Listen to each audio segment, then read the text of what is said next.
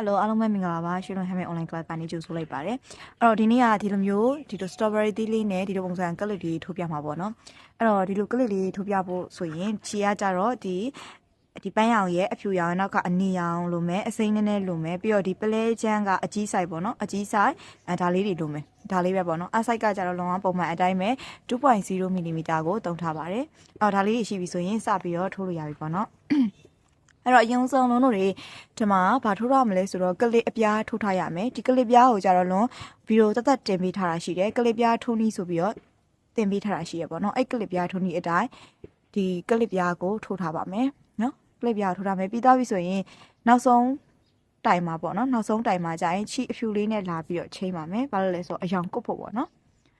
်ချီအဖြူလေးယူလိုက်မယ်ချီအဖြူလေးယူပြီးသွားပြီဆိုရင်ဒီမှာလာပြီးတော့မှပန်းအောင်ဖြုတ်မဲ့နေရာမှာအဖြူရောင်လေးလာဖြုတ်လိုက်မယ်ပေါ့နော်ပြီးသွားပြီဆိုရင်ရှက်ကောဆက်လိုက်မယ်ရှက်ကောဆက်ရင်နှစ်ကြိုးစလုံးယူမယ်အဲ့ရဲ့အပေါ်တင်လိုက်မယ်ပြီးရင်ရှက်ကောဆက်လိုက်မယ်ပေါ့နော်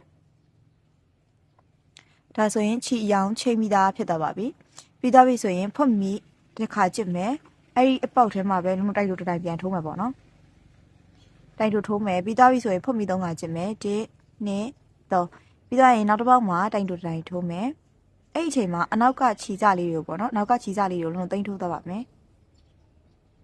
ခြီစလေးကိုဒီလိုမျိုးလေးသိမ်းပြီးတော့မှထိုးသွားမယ်နော်1 2 3ငါပြီးသားပြီဆိုရင်လုံးနောက်တစ်ပေါက်မှာတိုင်ထိုးထိုးမယ်ပြီးရင်ဖုံးမီ3ငါထိုးမယ်ပြီးရင်တိုင်ထိုးထိုးမယ်နော်အဲ့ပုံစံအတိုင်းအောင်လုံးပပတ်လေးထိုးသွားမယ်ဒီပပတ်လေးပေါ့နော်ဒီတစ်ခုလုံးပြည့်တဲ့အထိထိုးသွားပါမယ်အဲ့တော့အကုန်လုံးဒီ3ခုလောက်ထိုးပြီးသားပြီဆိုရင်အနောက်ကဒီခြီစပန်းရောင်လေးကိုညှက်ထုတ်လိုက်ပါမယ်နော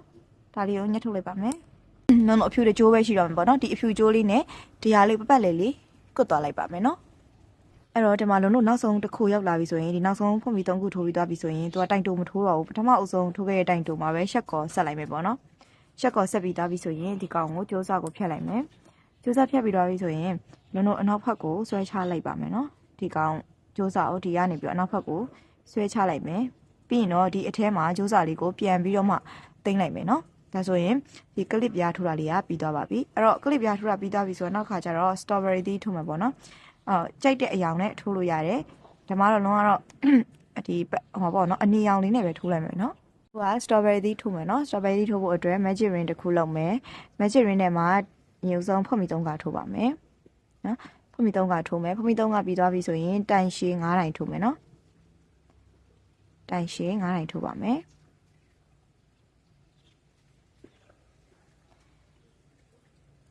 3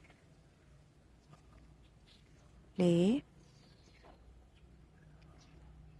5ပေါ့နော်တက်ရှင်9ခါပြီးသွားရင်ဆိုရင်လုံးတို့ဒီအောက်က magic ring ကြိုးစားကိုဆွဲပြီးတော့စီလိုက်မယ်လို့စီအောင်ထိပေါ့နော်ပြီးသွားရင်ခွင်းကိုဒီလိုရှိရှိလေးထားမယ်ထားပြီးရင်ဒီပထမအဆုံးထိုးခဲ့တဲ့တိုင်တိုရဲ့ဖွက်မီပေါ့နော်အဲ့ကောင်ကနေပြီးတော့ဝင်မယ်ဝင်ပြီးရင်ဝင်ပြီးသွားပြီဆိုရင်ဒီကွင်းစာနော်ဒီခုနထုတ်ခဲ့တဲ့ကွင်းစာအဲ့ကွင်းစာကိုလှမ်းချိတ်မယ်ဒီလိုလေးနော်ကွင်းစာကိုလှမ်းချိတ်မယ်ချိတ်ပြီးသွားပြီဆိုရင်လုံးတို့ချီအစိမ်းပေါ့နော်ဒီချီအစိမ်းလေးကိုယူလိုက်မယ်နော်ယူပြီးသားပြီဆိုရင်အဲ့ဒီခွင်းထဲကနေပြီးတော့ချီစိမ်းလေးကိုထုတ်လာခဲ့မယ်လိုလေးနော်ဒီလိုလေးထုတ်လာခဲ့မယ်နော်လိုလေးပြီးသားပြီဆိုရင်နော်ခွင်းလေးဒီနောက်ထပ်တစ်ပေါက်ပေါ့နော်ဒီတိုင်ရဲ့နောက်ထပ်တစ်ပေါက်ထဲကိုဝင်မယ်ဝင်ပြီးသားပြီဆိုရင်ဒီကြိုးစအစိမ်းလေးကိုသိမ့်မယ်နော်ဝင်ပြီးသားပြီဆိုရင်ဒီခွင်းလေးဆွဲမယ်ပြီးရင်နောက်တစ်ပေါက်ကိုဝင်မယ်ခွင်းလေးဆွဲမယ်ပြီးရင်နောက်တစ်ပေါက်ကိုဝင်မယ်ဂရင်းလေးဆွဲမယ်ဒါဆိုရင်ဘယ်လောက်လဲဆိုတော့4ခါရှိပါပြီเนาะ4ရွက်ရှိသွားပြီပြီးတော့နောက်ဆုံးတိုင်ပေါ့နောက်ဆုံးတိုင်ဆိုတော့5ခါပေါ့เนาะနောက်ဆုံးတိုင်ဒီမှာနောက်ဆုံးတိုင်ရှိရเนาะ5ခါမြောက်တိုင်ကိုအဲဒီဆွဲလိုက်အဲ့တော့ဒီလိုပုံစံလေးရသွားပြီ1 2 3 4 5ခွင့်ရသွားပြီဆိုရင်တစ်ခါတည်းအကုန်လုံးကိုဖြုတ်ပေးလိုက်မယ်เนาะဒီတစ်ခါတည်းအကုန်ဖြုတ်လိုက်မယ်ဖြုတ်ပြီးသွားပြီဆိုရင်လုံးဖုတ်ပြီးတစ်ခါထိုးလိုက်မယ်ပေါ့เนาะနော်ဒီလိုမျိုးလေးအကုန်ဖြုတ်ပြီးသားပြီနော်ဒီလိုလေးအကုန်ဖြုတ်ပြီးသားပြီဆိုရင်ဖွင့်မီလေးတစ်ခါထိုးလိုက်မယ်ဒီလိုလေး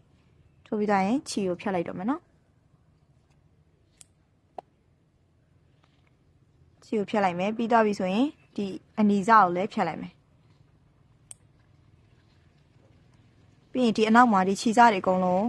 ပိုးပြီးတော့ခြိလိုက်ပေါ့နော်မမြင်အောင်မမြင်သားအောင်လို့ပိုးပြီးတော့ခြိလိုက်ပါမယ်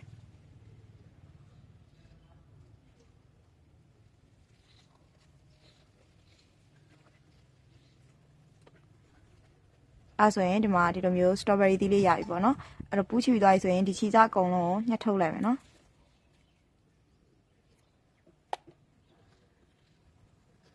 ပြီးရင်တော့အယုံဆုံးကလစ်နဲ့ဒီအပြားလေးနဲ့ကိုအရင်တွဲပါမယ်ဆိုလို့ရှိရင်တော့ဒီကလစ်လေးကအကုန်လုံးထိုးလုပ်ပြီးသားပြီပေါ့နော်အားလုံးလိုက်ပြီးတော့ထိုးကြည့်ကြပါနော်